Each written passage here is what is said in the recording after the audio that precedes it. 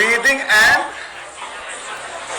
Gaseous exchange of gases. आप लोगों ने बहुत टाइम वेस्ट किया।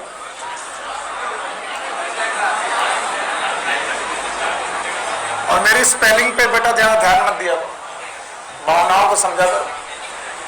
सो it is breathing and exchange of gases, our next topic. Relax होकर के सुनो। बोलते हैं डाइजेशन जहां पर खत्म होता है, ये चैप्टर ठीक वहीं से शुरू होता है।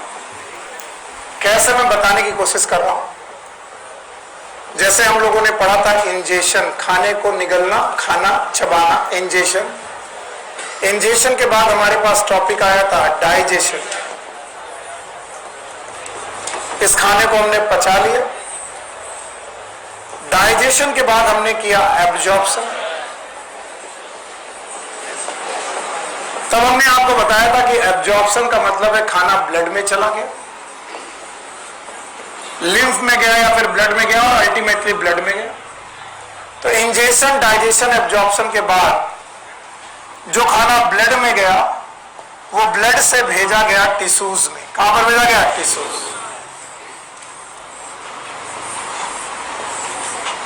इस प्रोसेस को सब लोगों ने बोला था कि सर ये हो गया एसिमिलेशन। और जब खाना एसिमिलेशन करके सेल्स के अंदर चला गया, फूड जब सेल के अंदर चला गया, तब इस फूड का क्या हुआ? हम सब जानते हैं इस आगे के प्रोसेस को। ऐसा नहीं कि हम अनभिज्ञ, हमें मालूम है इस फूड का होगा ब्रेकडाउन। क्या होगा? ब्रेकडाउन। और इस ब्रेकडाउन होने की वजह से यहां पर निकलेगी एनर्जी, और उस एनर्जी को हम लोग एटीपी, किसमें? ATP. What is ATP? Adenosine store करेंगे। पर जब ये फूड ब्रेक हो रहा होगा, जिस समय ये फूड ब्रेक हो रहा होगा, वी नीड ऑक्सीजन। हमें क्या चाहिए? ऑक्सीजन। तो हम ऑक्सीजन को एंट्री कराएंगे टिश्यूज में, और बेटा CO2 नाम की गैस को यहां से रिलीज कराएंगे, क्योंकि इस ब्रेक डाउन के दौरान ऑक्सीजन यूज होगी और कार्बन डाइऑक्साइड रिलीज हो। ऑक्सीजन का यूज होना, कार्बन डाइऑक्साइड का रिलीज होना, it is known as exchange of gases. बोलो क्या नाम है? This is known as exchange of gases. और इस एक्सचेंज ऑफ गैसेस को ही हम लोग ब्रीदिंग का नाम देते हैं। किसका नाम देते हैं? ब्रीदिंग। इन लार्जर टर्म ये ब्रीदिंग नहीं है, लेकिन फिर भी एनसीईआरटी ने कहा है तो मैंने मान लिया। इसका नाम हम लोग क्या नाम देते हैं? Breathing. So what is breathing? कोई पूछे व्हाट इज ब्रीदिंग, बता पाओगे? Exchange of the gases. क्या लिया हमने? ऑक्सीजन। क्या निकाला? CO2। तो ऑक्सीजन एंट्री कराई और CO2 बाहर निकाली, इसका नाम ब्रीदिंग। तो this exchange of gases is known as breathing. Wrongly, गलत तरीके से इसे हम लोग रेस्पायरेशन का नाम भी देते हैं। क्या नाम देते हैं? तो एनसीईआरटी बोलती है this breathing is also known as respiration. By the way, respiration की डेफिनेशन मैंने पहले पढ़ा रखी, याद है? What is respiration? It is a break particle inside the cell to release energy stored in the form of ATP। तो हुआ ये कि हमने ब्रीदिंग का नाम ही रखा respiration. So what is breathing? First of all, what is breathing? It is a exchange of gases. दो gases का नाम है, एक और ऑक्सीजन, दूसरा क्या लिया? क्या छोड़ा? तो हमने ऑक्सीजन लिया और कार्बन डाइऑक्साइड को छोड़ दिया। और बोलते हैं इस रेस्पायरेशन करने के लिए we need a system, and that system is known as respiratory system. फिर से बोलो। और रेस्पायरेटरी सिस्टम में पाए जाते हैं रेस्पायरेटरी ऑर्गन्स। फिर से बोलो। और यही रेस्पायरेटरी ऑर्गन्स हर ऑर्गेनिज्म में अलग होते हैं। सो हमारा अगला टॉपिक, रादर इस बुक का पहला टॉपिक होना चाहिए रेस्पायरेटरी ऑर्गन। मैंने बोला ना एनसीईआरटी बुक्स कितनी अच्छी हैं, हर एक चीज को पढ़ाने के पहले उसकी भूमिका बना देती है और फिर वो बताती हैं कि हम क्या पढ़ाने जा रहे हैं। चलो मैं इस टॉपिक को जल्दी जल्दी निपटाता हूं। हम लोगों ने क्या किया था? इंजेशन, फिर डाइजेशन, फिर एब्जॉर्प्शन करके खाना कहां पहुंचाया? ब्लड। ब्लड से कहां गया? टिश्यू। टिश्यू में क्या हुआ? एसिमिलेशन। फूड को तोड़ा गया, तोड़ने के लिए क्या चाहिए? ऑक्सीजन। क्या निकली? CO2। तो जो टिश्यू में O2 और CO2 निकली है, क्या उसका एक्सचेंज हुआ? इसी एक्सचेंज ऑफ गैसेस को लार्जर लेवल पर, स्मॉलर लेवल की लार्जर क्या नाम दिया? ब्रीदिंग। और इसी ब्रीदिंग को हमने क्या नाम दिया? रेस्पायरेशन। तो बताओ, exchange of gases that is also known as breathing, also known as respiration. तो रेस्पायरेशन के दौरान हमने गैस का क्या किया? एक्सचेंज। और उन गैसेस को एक्सचेंज करने के लिए we need a system known as respiration. जैसे हमें 5 काम करने थे, इंजेशन, डाइजेशन, एब्जॉर्प्शन। ये इस काम करने के लिए हमारे पास सिस्टम था। सिस्टम का नाम डाइजेस्टिव सिस्टम, इस वाले सिस्टम का नाम रेस्पायरेटरी।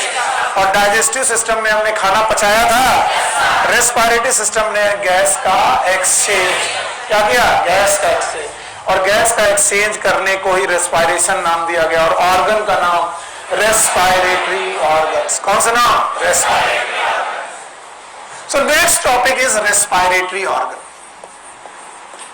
और यहां पर मैं तुमसे पुरानी बातें पूछूंगा और आपको बतानी पड़ेंगी वो सारी बातें।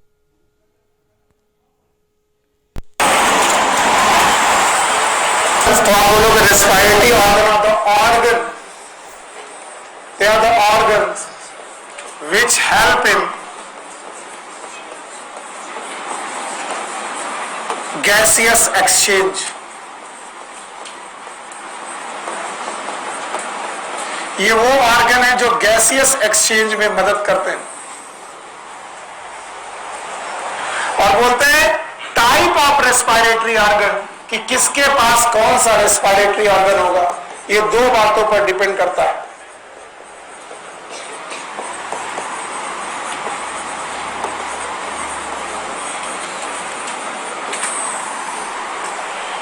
कौन सा ऑर्गेनिज्म कैसा रेस्पायरेटरी ऑर्गन रखेगा, ये 2 बातों पर डिपेंड करता है। One is known as habitat, आप कहां रहते हो इस बात पर।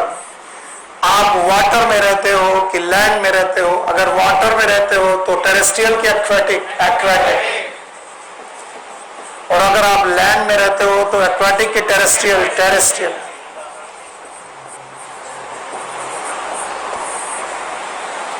और दूसरा इस बात पर डिपेंड करेगा कि आपका लेवल ऑफ ऑर्गेनाइजेशन क्या है।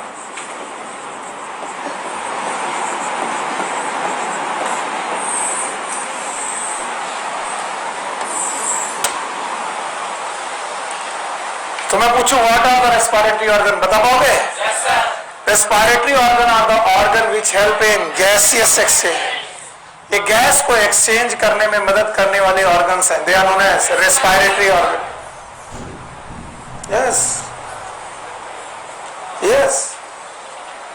हे भगवान, नहीं, उसको मालूम है किसे खड़ा, उसको लग रहा कि अभी 2 दिन पहले से क्लास चालू की, हमसे क्या पूछने जा रहा। घबराना बिल्कुल नहीं, बाकी बदतमीजी कोई करेगा तो मैं उसको बहुत उड़ाऊंगा। तो बिल्कुल फ्री होकर जवाब देना। यस, लेवल ऑफ ऑर्गेनाइजेशन आपने कितने प्रकार की पढ़ी है? कभी तो पढ़ी होंगी।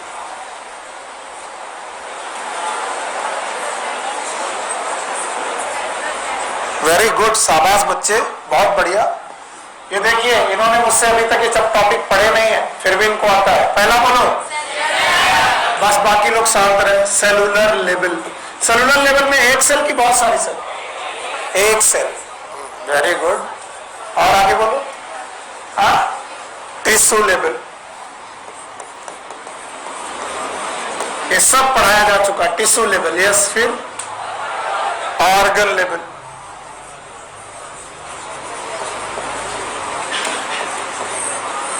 फिर ऑर्गन सिस्टम लेवल,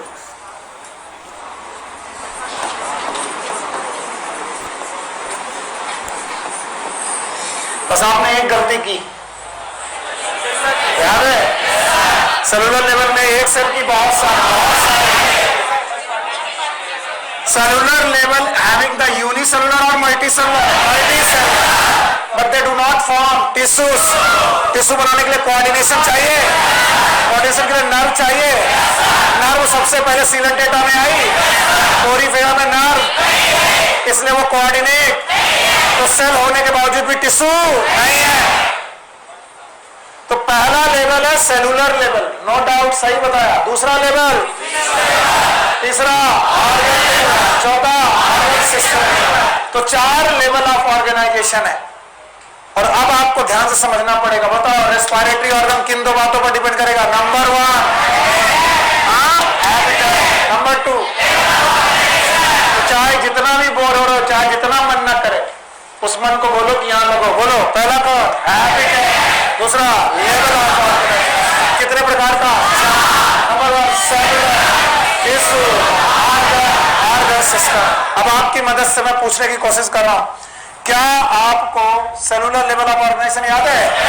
किसमें होता है? याद है? बोलो कौन? और इनके एग्जांपल स्पंजेस है, ये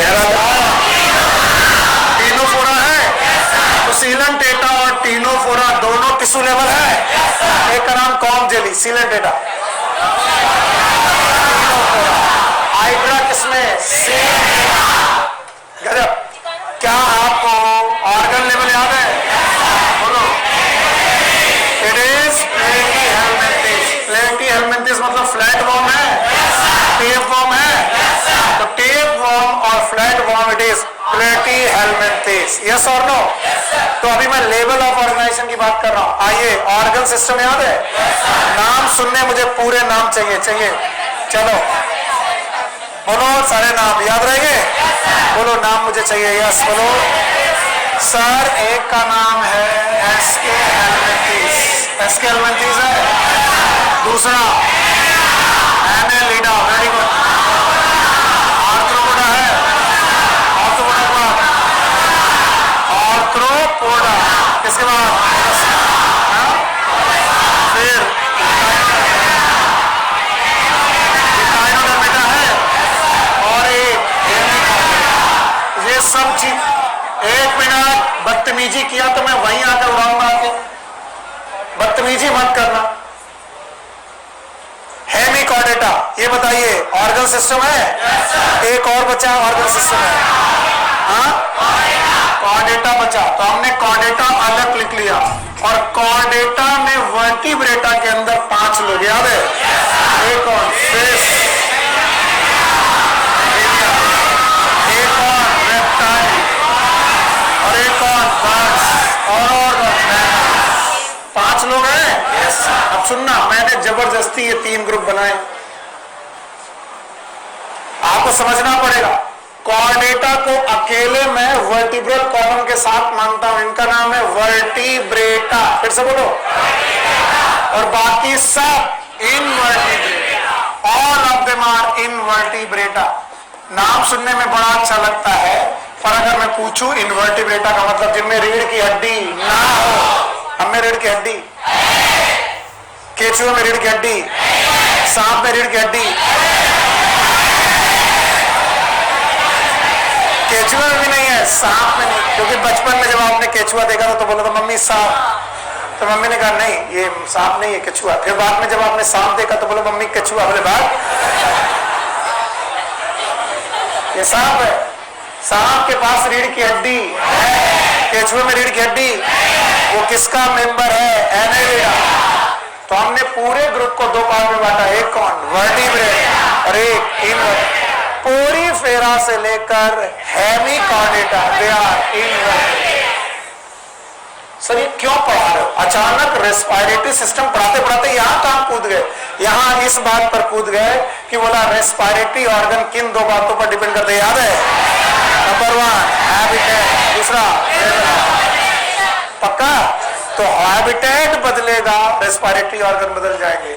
और लेवल ऑफ ऑर्गेनाइजेशन बदलेगा, रेस्पिरेटरी ऑर्गन बदल जाएंगे। देखिए ध्यान से सुनिए।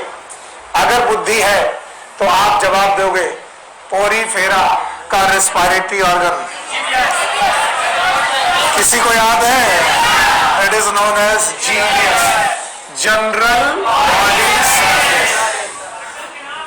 जनरल बॉडी से no, not the canal.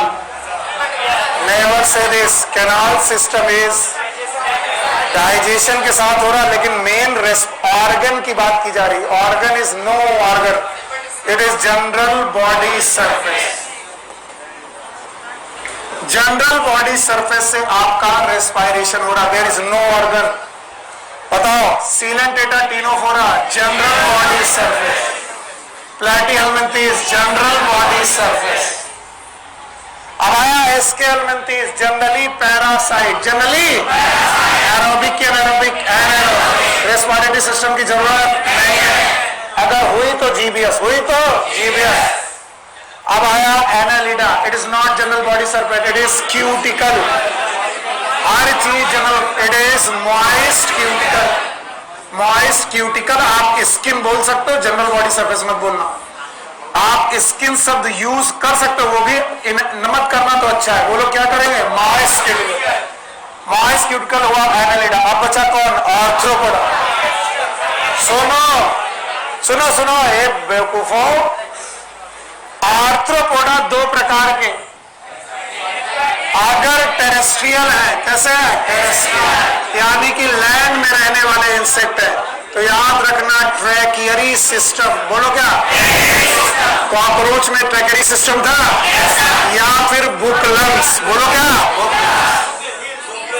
Gills बोलते ही थप्पड़ पड़ेगा। अरे टेरेस्ट्रियल है। आओ दो बातें जिस पर बेटा रेस्पिरेटरी ऑर्गन डिपेंड करता है, लेवल ऑफ ऑर्गेनाइजेशन, दूसरा हैबिटेट। अभी टेरेस्ट्रियल हो तो लंग्स, नहीं कौन से लंग्स, बुक लंग्स और ट्रैकियरी सिस्टम। और अगर आप कहीं एक्वेटिक आर्थ्रोपोडा हो, कैसा एक्वेटिक, क्या आपको किंग क्रैब याद है, क्रैब याद है, प्रॉन याद है, झींगा मछली एक मछली है, आर्थ्रोपोडा है, तो आपके पास होंगे gills and book gills.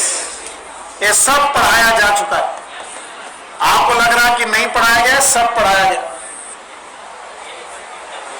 Animal kingdom में। इनफैक्ट तो गिल्स और बुक गिल्स आर्थ्रोपोडा में पाए जाते हैं, एक्वेटिक सिस्टम में। हैबिटेट बदलिए, बदल गया। और टेरेस्ट्रियल सिस्टम में ट्रैकियरी सिस्टम और बुकलम्स। अब बचा मोलस्का, मोलस्का में पाए जाएंगे गिल्स, फिर से बोलो, और बेटा इकाइनोडर्मेटा में GBS. What is GBS, general body surface, या फिर वाटर वेस्कुलर सिस्टम, फिर से बोलो, और बचा हेमिकॉर्डेटा, गिल्स, फिर से बोलो, गिल्स। अब आइए भाई साहब, फिश, गिल्स, बोलो गिल्स। एम्फीबिया से लेकर मैमल तक लंग्स, एम्फीबिया से लेकर मैमल तक लंग्स। अगर आप इतना सीख पाए हो तो आप अपना दूसरा पैराग्राफ सही ढंग से पढ़ पाए। आपके एनसीईआरटी में जो दूसरा पैराग्राफ है रेस्पिरेटरी ऑर्गन, वो इतनी चीजें बताता है। आप सर इतना तो नहीं लिखा है, लिखा है दो बातें, one is level of organisation, दूसरा हैबिटेट। और ये जब तक मैं पूछ नहीं लूंगा आगे नहीं बढ़ूंगा मैं। हटा दें, चलो एक मिनट। ये सब एनिमल किंगडम में हम लोगों ने डिटेल में पढ़ा। और कुछ लोगों को लगता है कि सर को इतना कैसे, बच्चों को इतना कैसे आता। अगर आप कॉन्सेप्ट से पढ़ोगे, रट्टा नहीं मारोगे। टाइम मत देखो बेटा, कोई फायदा नहीं है, घड़ी लगी है 12:15 बजे, 12:15 भांग खा के बैठे होगा। हटो, हटा दे।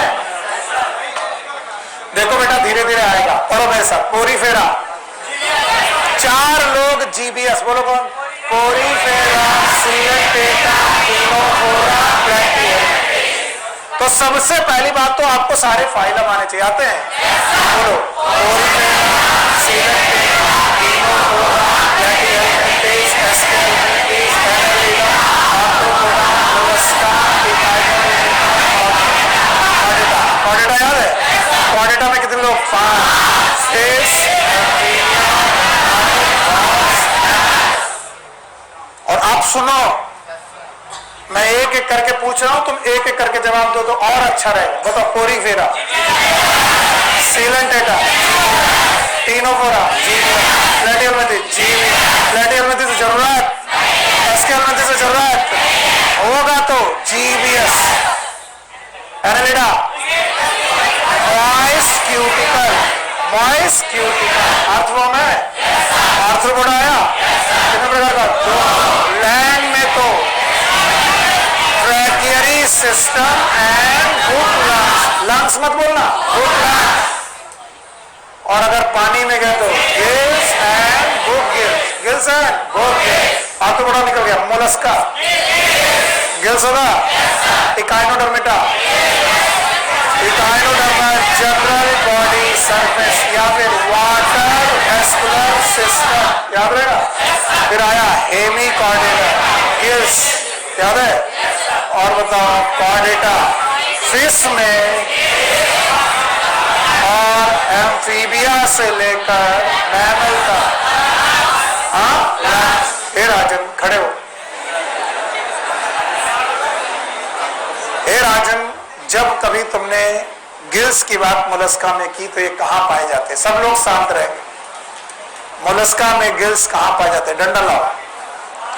हाँ, चॉकलेट आज दे इनको बड़ी आराम से। रोज नई नई टी शर्ट पहन के आ रहे हो, दिन में 2 बार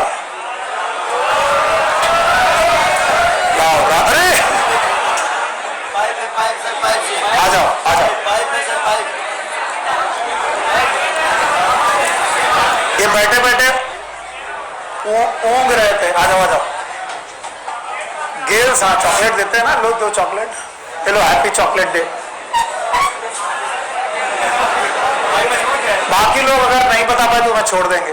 बताओ मोलस्का में गिल्स, मेंटल कैविटी। अरे और मेंटल कैविटी में पाए गए ये गिल्स एक काम की 2 काम। एक और रेस्पायरेशन, दूसरा एक्सक्रीशन।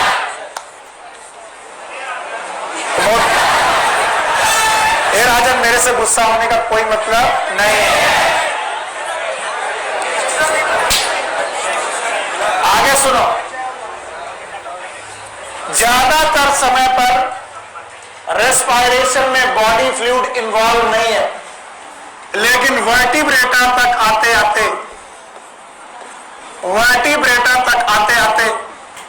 रेस्पायरेटरी ऑर्गन वेस्कुलराइज्ड हो गए।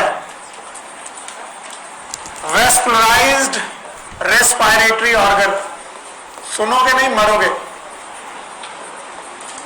ऐसे रेस्पायरेटरी ऑर्गन जिनमें ब्लड वेसल्स और ब्लड एंट्री कर गया। आप याद करो, कॉकरोच के ट्रैकेरी सिस्टम में ब्लड का कोई लेना देना नहीं था।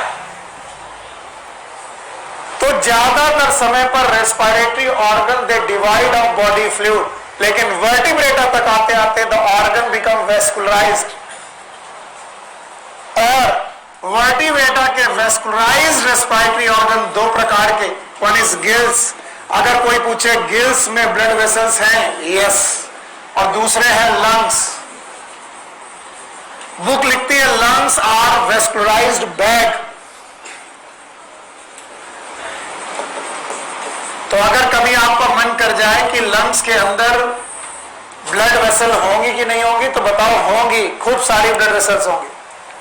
और इसीलिए वर्टिब्रेटा के रेस्पिरेशन को 2 पार्ट में बांटा गया। गिल से होने वाला respiration it is known as branchial, bronchial not the bronchial, it is branchial respiration. Bronchial नहीं बोला, ब्रैंकियल। ब्रैंक का मतलब होता है गिल्स, और लंग्स का मतलब पल्मोन। पल्मोन का मतलब ही होता है लंग। तो याद रखना, this type of respiration is known as pulmonary respiration.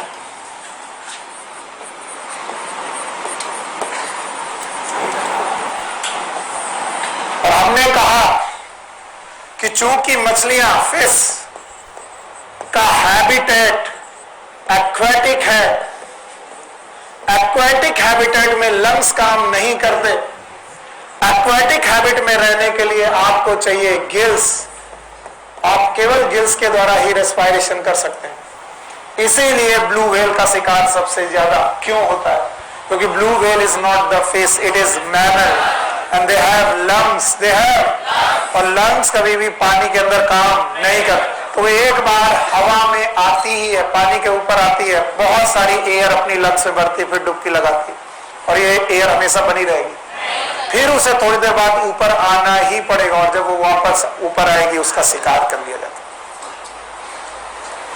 सो बताओ, blue whale is a fish और मैमल? मैमल। तो दो प्रकार का रेस्पिरेशन है, एक का नाम है ब्रैंकियल और दूसरे का नाम pulmonary. And this branchial and pulmonary respiration में एक भैया कूद पड़े, इनका नाम है मेढक। मेढक मतलब फ्रॉग, फ्रॉग मतलब एम्फीबिया।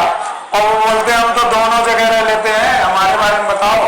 एम्फीबिया मतलब फ्रॉग, और एम्फीबिया ने कहा कि हम तो दोनों ही जगह रह लेते हैं। एम्फी मतलब बोथ। तो भगवान ने कहा कि हे फ्रॉग, हे राजन,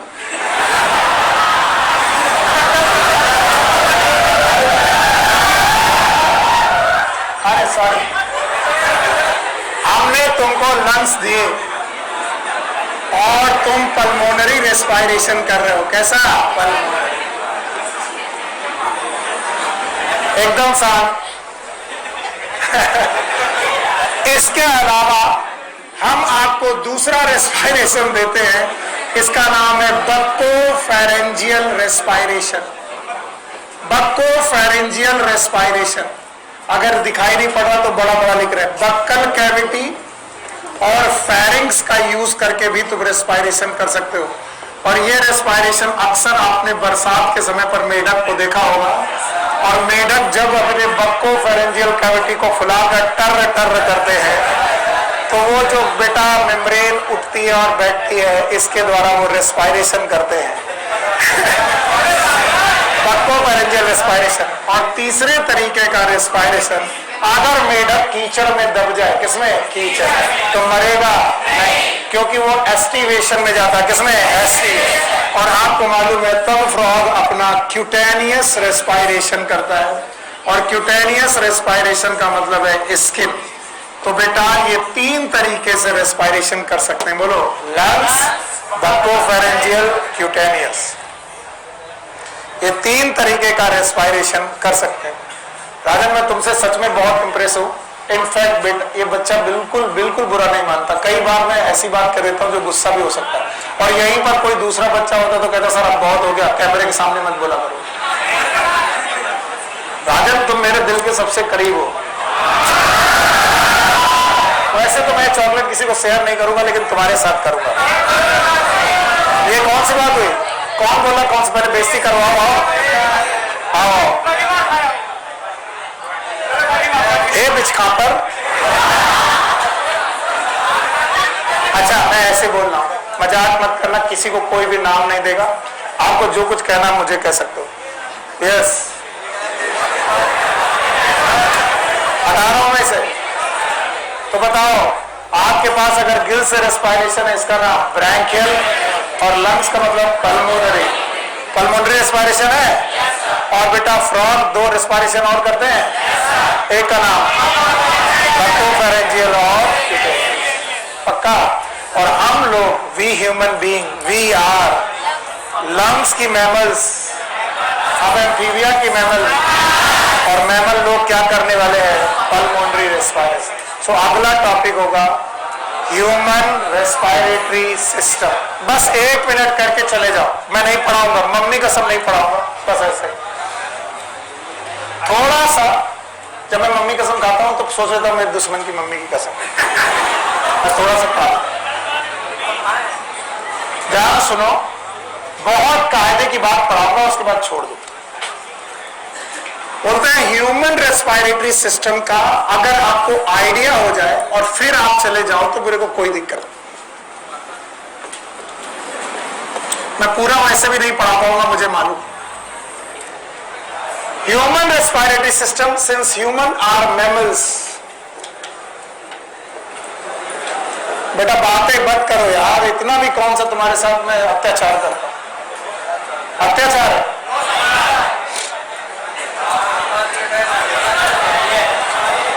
बच्चों ह्यूमन एक मैमल है, और मैमल अपना रेस्पिरेशन लंग्स से करते हैं, इसीलिए बोलते हैं इसे पल्मोनरी रेस्पिरेशन। Pulmonary respiration. और पल्मोनरी रेस्पिरेशन करने के लिए भगवान ने इन्हें लंग्स दिए, और ये कैविटी में दिए हैं, and that cavity is known as thoracic cavity. और बस आप मुझे थोरेसिक कैविटी के बारे में आइडिया दे दो, और फिर इसके बाद घर जाओगे। सब लोग ध्यान सुनेंगे। बैग संभालने लगे। खड़े हो। तो कैसे तुमको मैंने ऑर्डर किया कि तुम उसके अंदर नोटबुक रखोगे? अच्छा, आपकी vertebral column started from the base of head, base of neck की बेस ऑफ हेड, एटलस और एक्सिस का नाम सुना है? तो आपकी पूरी वर्टिब्रल कॉलम कई हिस्से में बटी हुई है। देखो भैया, डायग्राम अच्छा नहीं बनता, वो मैं जानता हूं।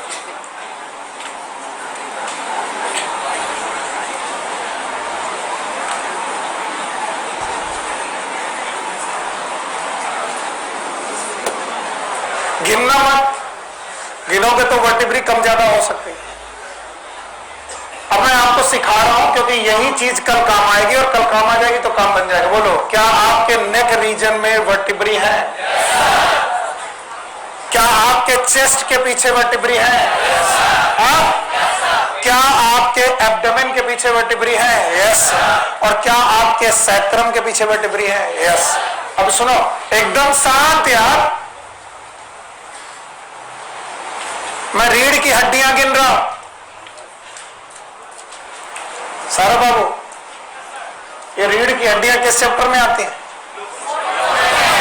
और लोकोमोशन नंबर में इसके बाद आता कि पहले? तो हमको पहले लोकोमोशन पढ़ाना चाहिए, फिर रेस्पिरेटरी पढ़ाना चाहिए।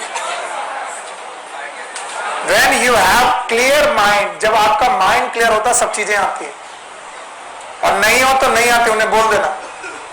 इधर देखो, नेक रीजन की वर्टिब्री है, इन नेक रीजन की वर्टिब्री को बोलते हैं सर्वाइकल वर्टिब्री। बोलो कौन? और चेस्ट रीजन की वर्टिब्री, ये वाली वर्टिब्री, मारूंगा, वर्टिब्री यहां है कि पीछे? मरे जा रहे, 5 मिनट ज्यादा पढ़ा दिया तो। ये चेस्ट रीजन है, चेस्ट रीजन के पीछे वर्टिब्री है, दैट वर्टिब्री इज थोरेसिक। फिर से बोलो, थोरेसिक। ये सब काउंट करवाऊंगा। इसके बाद एब्डोमेन दिखाई पड़ा, इस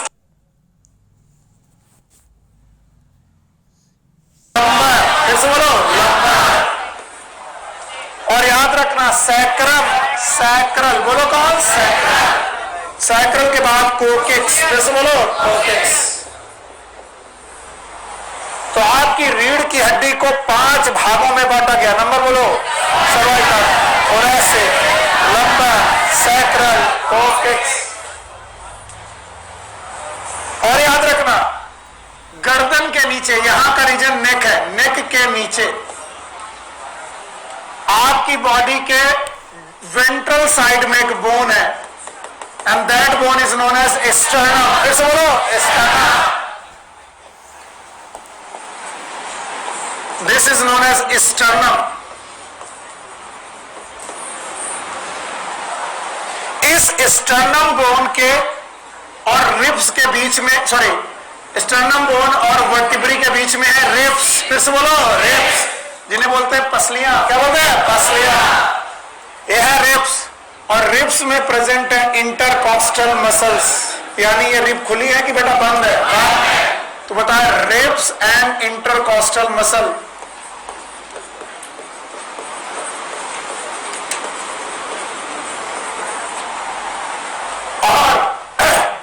इसके नीचे यहां पर एक मसल प्रेजेंट है, and that muscle is known as diaphragm. फिर से बोलो, this muscle is known as diaphragm.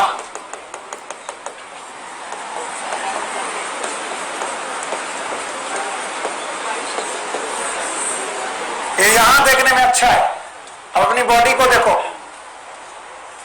This bone is sternum. बोलो क्या? Sternum, chest bone.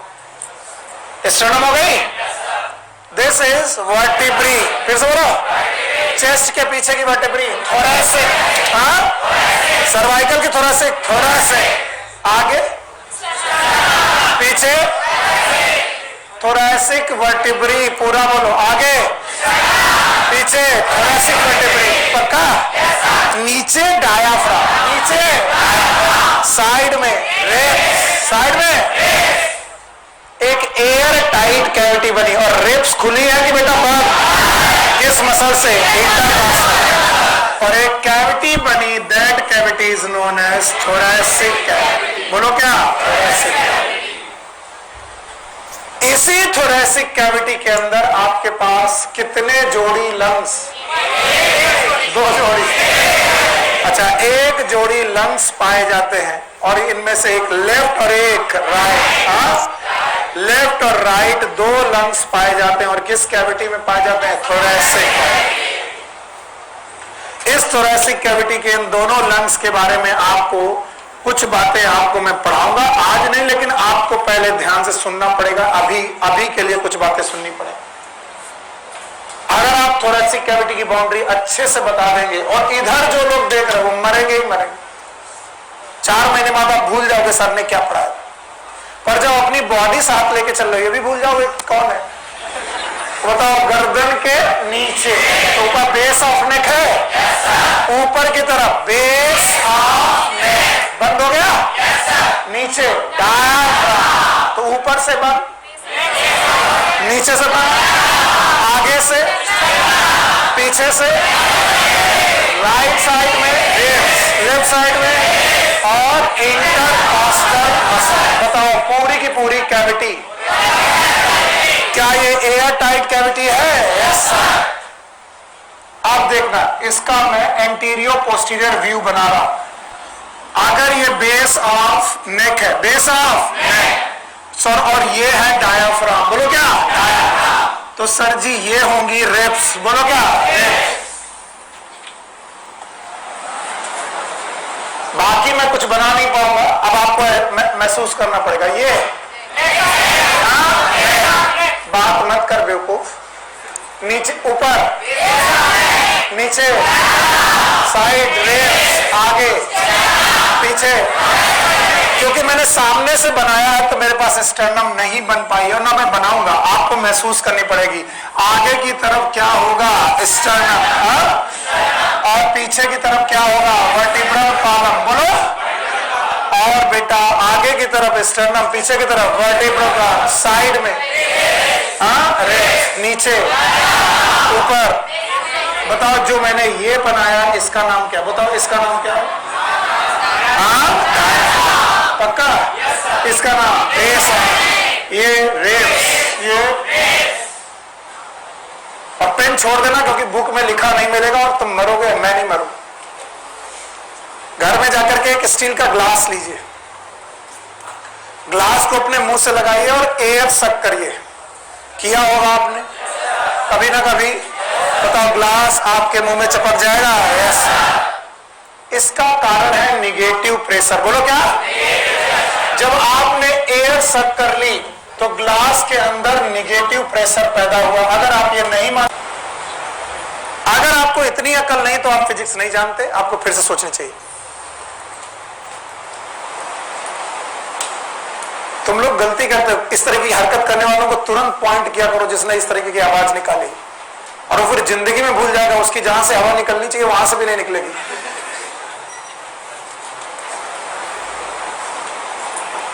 Base of neck है, डायफ्राम है, रिब्स है, स्टर्नम है, चेस्ट है, और ये एयर टाइट कैविटी है। बोलते हैं भगवान ने जब आपको ये एयर टाइट कैविटी दी, आप अपने मम्मा के पेट के अंदर थे, एयर टाइट कैविटी दी भगवान।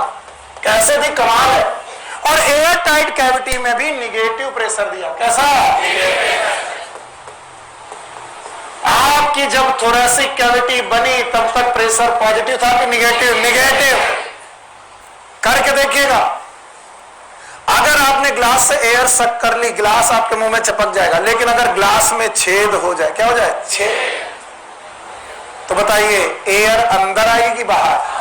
बाहर। वाह रे मेरे बच्चे, वाह मेरे बच्चे, शाबाश। आप ग्लास की एयर सक किए बैठे और ग्लास के अंदर इस निगेटिव प्रेशर है, अब आपने ग्लास में छेद कर दिया तो हवा बाहर जाएगी। मतलब हर दर्जे के आइटम आदमी हो यार।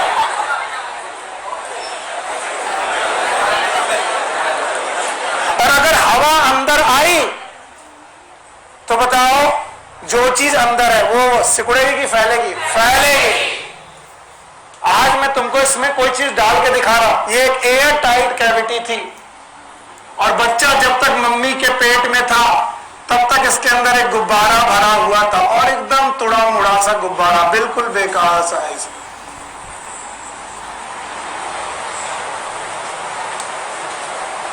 बिल्कुल यही है।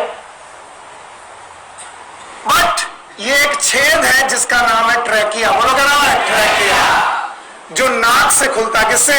नाक से। याद रहेगा। और जैसे ही आप मम्मा के पेट से बाहर आए, डॉक्टर साहब ने पहले 2 चमाटा मारा, चटाक, ताकि आप रो। और जैसे आप रोए, पहली बार हवा भरी, हवा, वो ग्लास में छेद हुआ था तो हवा अंदर, और जैसे ही अंदर आया, बताइए यहां हवा इसे गुब्बारे को बचाया कि फुला दिया? और जैसे फुलाया, आज इसका नाम क्या है? लंग्स।